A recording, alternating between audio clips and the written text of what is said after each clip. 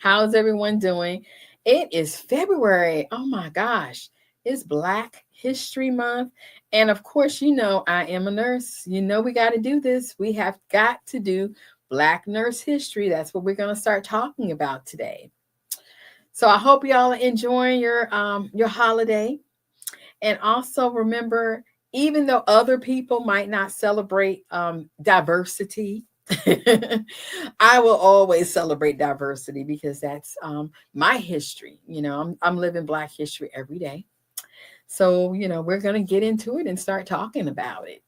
Okay, so Black nurse history. And there is a rich history and culture in nursing. And I love talking about it. It's one of the best things I love to do when I was teaching nursing for 10 years. I love talking about nursing history. And we have Black History Month. Haha. So we're going to talk about our Black nurse history. And first up, of course, we have our legend here, Mary Eliza Mahoney, our first professional nurse in America.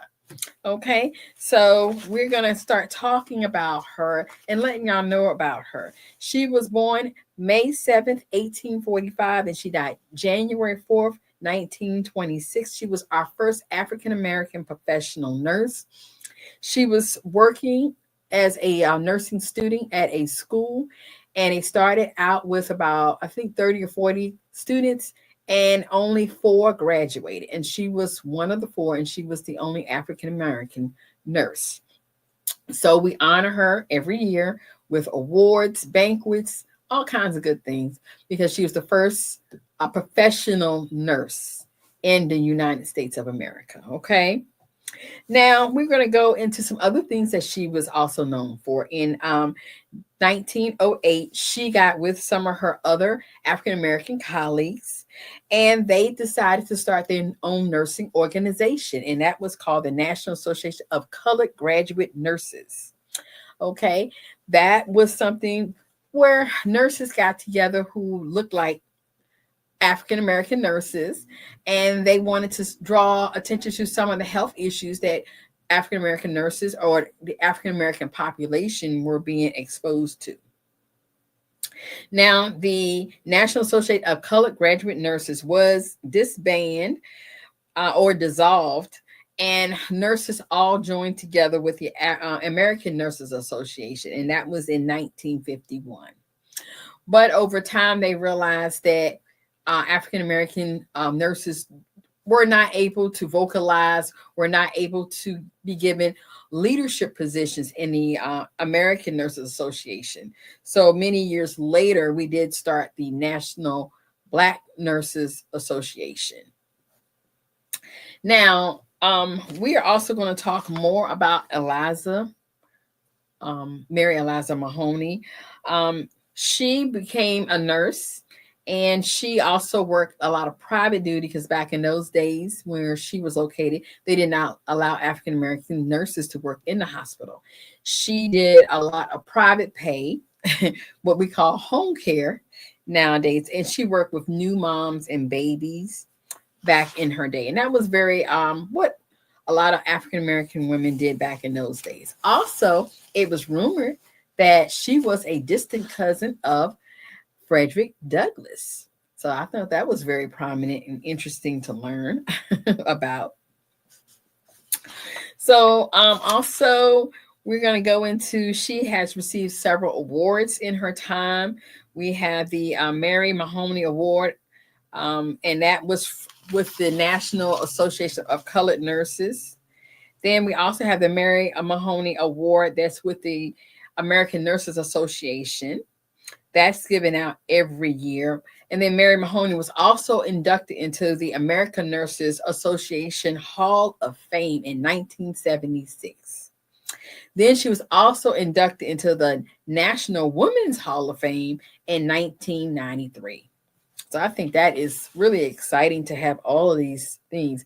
And then she also has the Mary Mahoney Memorial Health Center in Oklahoma City. We also have the Mary Mahoney Lecture Series with Indiana University Northwest. We also honor Mary Eliza Mahoney as the first professional nurse the House of Representatives. They did this in April of 2006.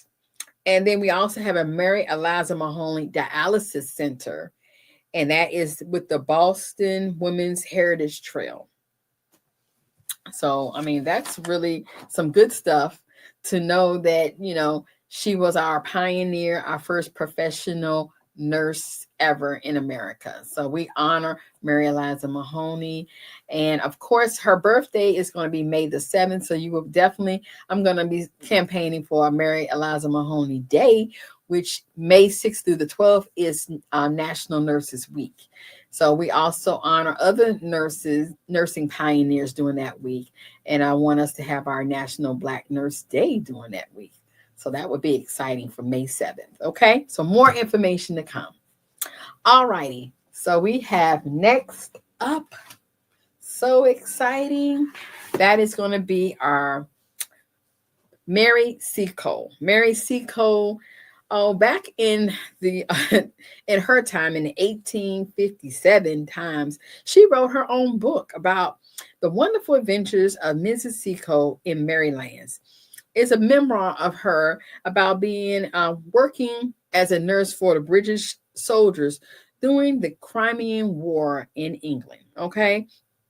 Now, during those times, because she was, her mother was Jamaican, her father was European, she had limited access to be able to help the soldiers, but she left Jamaica and went all the way over to England to help because she had herbs and what she could make to help the soldiers, and it seemed like she was immune from some of the diseases they were encountering over there.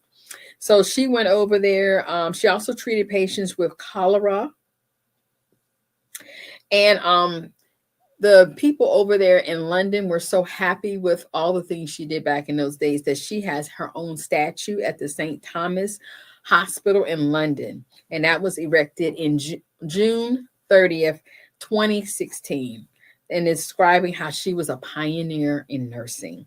So we just love to hear about Miss Mary Seacole. And I love that in that time she wrote her own book. I mean, this is the cover of her book. I mean, that is amazing for those times. There are a lot of people out here. You have a book in you. If this lady in the 1800s can write a book, so can you. Okay.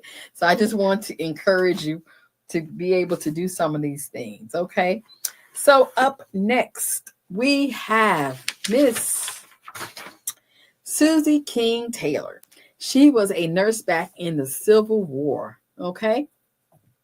And just remember, there was not a lot of information to let people know what nurses did, and nurses of color. What did they do back in the Civil War?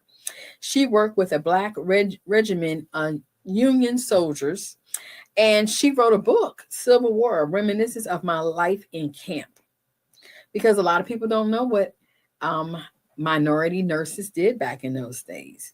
And remember, Miss Taylor was born into slavery. She learned how to read and write in secret. Now, when she was working with the soldiers during the Civil War, she also traveled with them to South Carolina, Georgia, and Florida.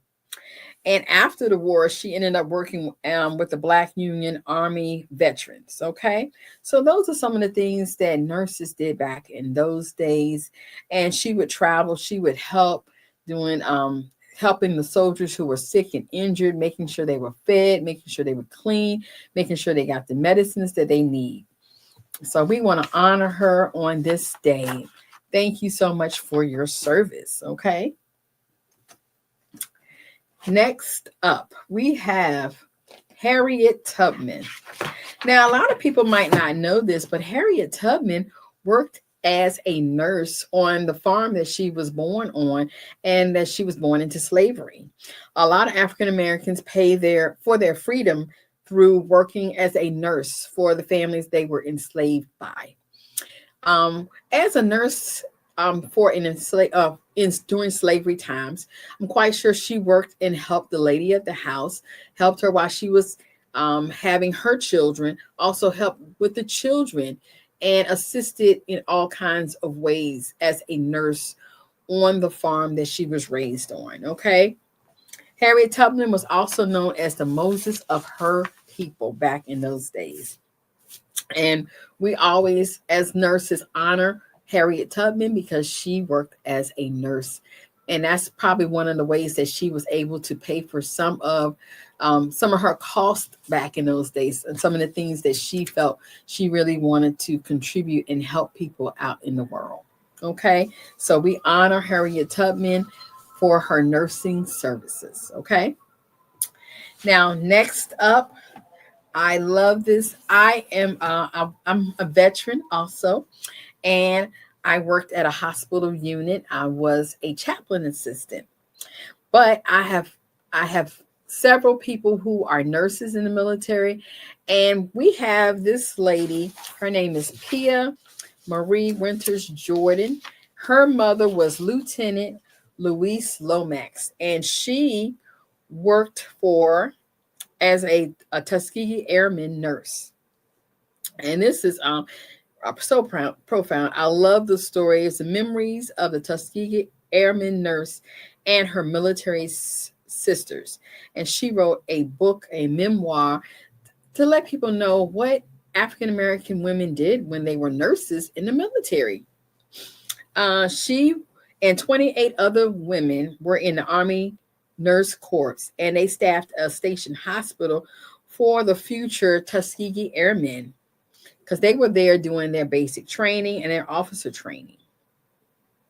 These women were graduates of nursing schools throughout the country. They were registered nurses. They ended up being lieutenants in the Army National Nurses Corps. Okay. So we have a lot of military nurses out there. So thank you for your service. Also, I worked at a hospital unit as a chaplain assistant when I was in the military. And also, my aunt, Brigadier General Hazel Johnson Brown, was a registered nurse and also the first African American woman to be at a general title in the Army. So that was very prevalent. She was the first one. Now they've had a few more, and she was a nurse. So she is very prevalent in our national Black nurse history as a leader and pioneer in the military.